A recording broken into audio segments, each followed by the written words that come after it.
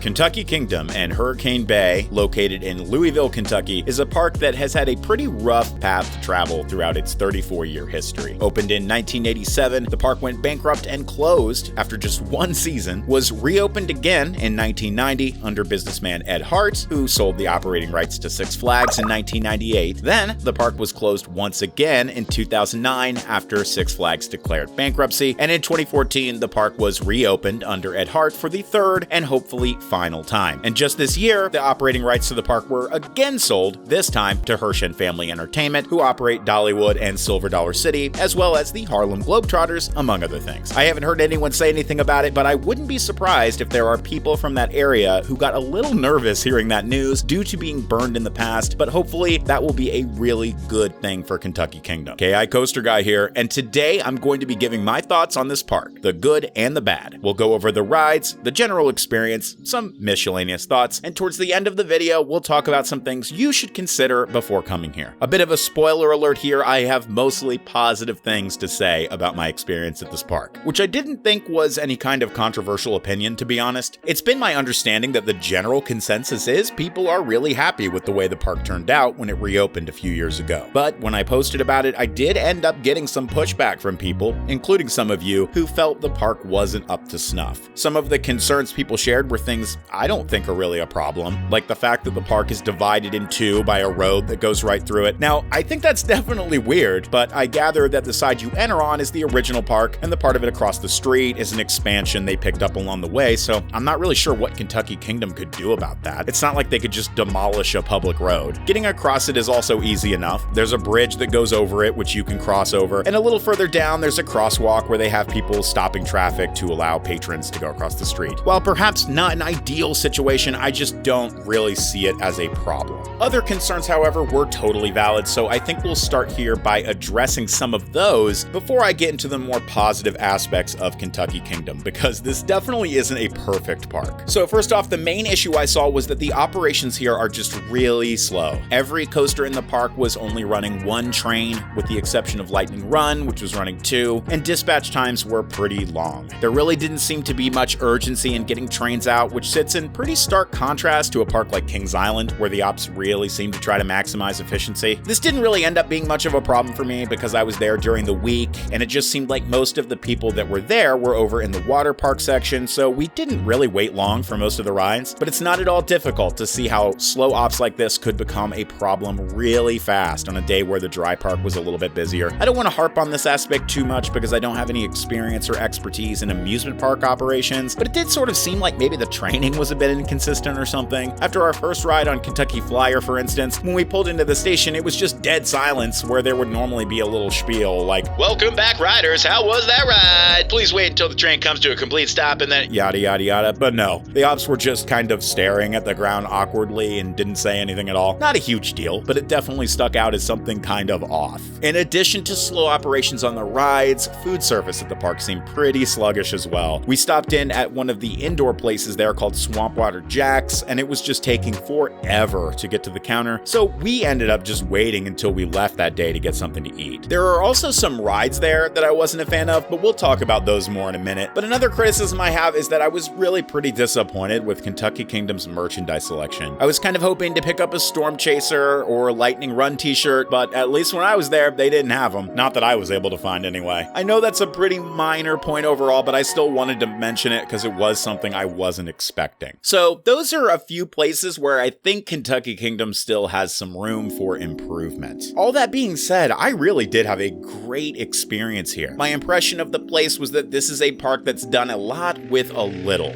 relatively speaking. We ended up taking advantage of the out-of-state visitor offer, which is a pretty great deal. You get a 2-day ticket to the park with water park mission included, of course, as well as a wristband for unlimited drinks, all for $40. I know a lot of people think of this as a 1-day or even a half-day park, but since we had them, we ended up using both of the days and had a great time. So if you're someone who likes to get a lot of rides on the main coasters at a park, I think you could totally make a 2-day trip out of it if you wanted to. But Kentucky Kingdom is also like an hour away from Holiday World in Indiana, so if you wanted to just stop in for 1 day on the way there and you're going during the week, I don't think you will have any trouble at all getting everything done at the park in that time. Kentucky Kingdom is a pretty small park, but there is a lot of cool stuff here. I was excited excited to see that the 5D motion simulator theater was running. I had kind of assumed that that would still be closed maybe for COVID. We did end up doing that because I have not been on one of those and I don't even know how long. And I have this feeling that Herschend might do away with it. Right now they're doing this Yogi Bear film where he builds this glider thing in order to steal picnic baskets from people on the ground below. It's not going to blow your mind, but it's cute. They have one of those Larson drop towers, which if you've never been on one of these, they don't look like much, but the neat hook with them is that they don't hold you at the top like a lot of drop towers. They just drop you as soon as you get up there. But you can't see how close you're getting to the top because they deliberately block your view from the seats. I did this one a couple of times and the drop is actually pretty great on these. Just kind of a cool, freaky little ride. They have a Huss swinging pirate ship,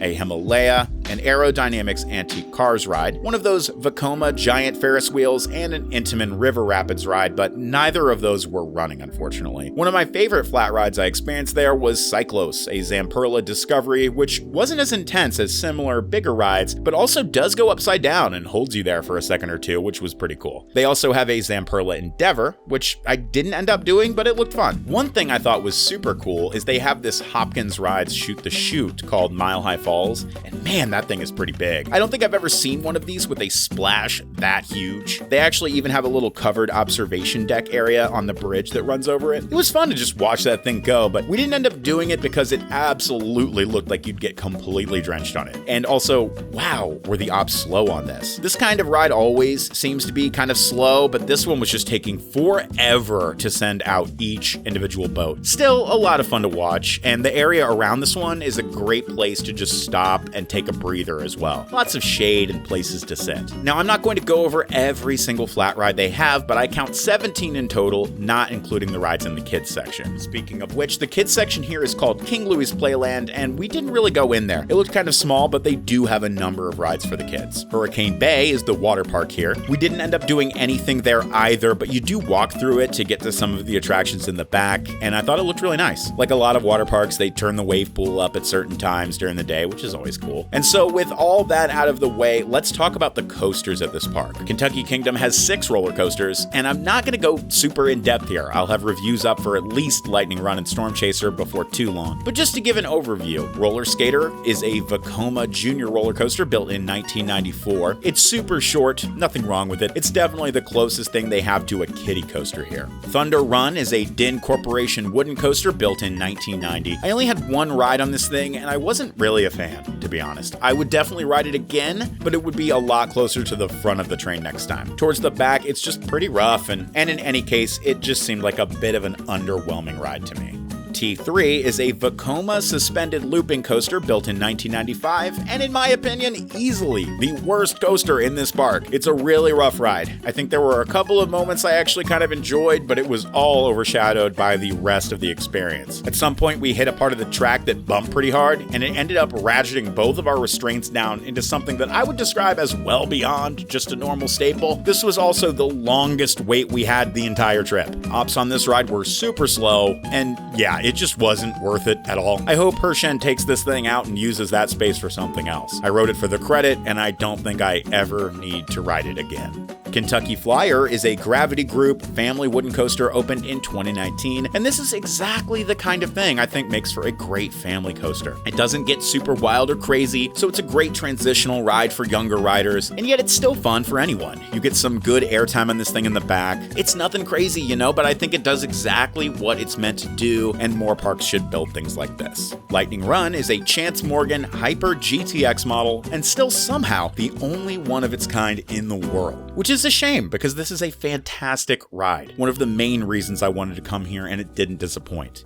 Storm Chaser is an RMC hybrid iBox reconstruction of what was formerly the Twisted Twins dueling coaster here. In my opinion, this is the best ride in the entire park, and I personally think this ride alone is enough to justify the trip to Kentucky Kingdom, depending on how far away from it you are. Such a great ride. So before we move on to things you should consider before making the trip, I just want to mention a few things about this park that I really appreciated, and I think add to the atmosphere and general feel of this place. I really like how they had peppers planted in the flower bed right in front of the hot chicken place. Kind of a nice touch. I really appreciated that they had a list of the rides that weren't operating posted up near guest services. I know other parks do this kind of thing, but I wish more did that. Whenever it's time for the big kahuna, which is what they call it when they crank up the wave pool, a little announcement comes on the park's loudspeakers and warns that if you have any children of whom you've grown fond, move them to higher ground, which is just kind of adorable. Any coins you toss into the fountain at the park's entrance are donated to the Make-A-Wish Foundation. I love this little shaded wooden walkway, and in general, this park has a bit more shade than some other parks I've been to, which will always get a thumbs up from me.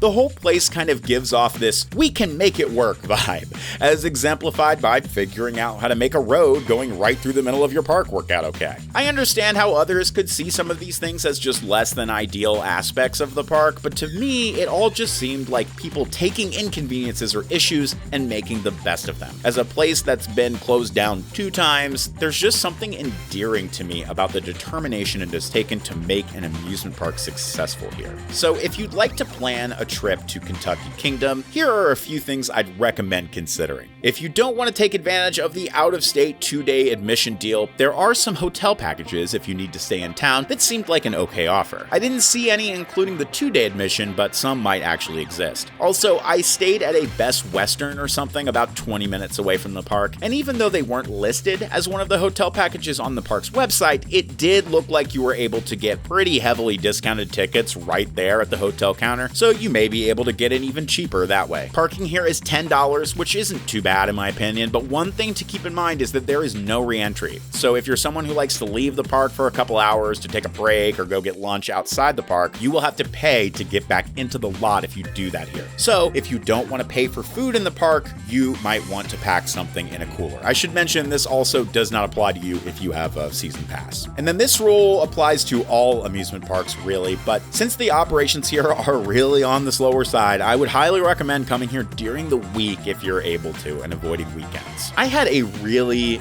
great time at Kentucky Kingdom. On the days I went, both Lightning Run and Storm Chaser were pretty much walk-ons the entire time. We ended up getting a bunch of rides on both of those, and in my opinion, that made the whole trip worth it. From talking to some park regulars, I hear that Lightning Run usually gets a bit more of a wait than that, but that Storm Chaser is regularly a walk-on or a short station wait, which is just absolutely ridiculous because that ride is amazing. I definitely get the message that not everyone that goes there has as good of a time as I did, but this was one of my better experiences at a park this summer, and I've heard mostly positive things since 2014, so take that for what you will. If you haven't been, I highly recommend you take a trip to Louisville and visit this park. Depending on how far away you are, I think it's totally worth it to come out just for this place, but if you're pretty far away, then if you didn't know, Holiday World is very close by, so packaging up Kentucky Kingdom as part of a trip there is also a totally good option. I hope you enjoyed the video. If you did, make sure to subscribe and enable notifications if you haven't already so you don't miss anything. And as always, a like rating is very much appreciated. Anyway, folks, that all clear means I'm up, and out of here. Thanks for watching, and I'll catch you all next time.